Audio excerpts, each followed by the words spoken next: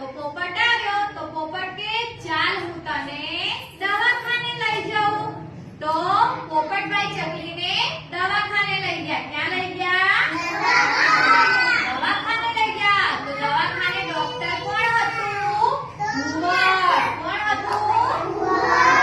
ભુવડ તો પછી ભુવડે ચકલીબેનનો પગ તપાસ્યો અને કીધું અરે બાપ રે કાંટો તો બહુ ઊંડો વાગ્યો છે ઓપરેશન કરવું પડશે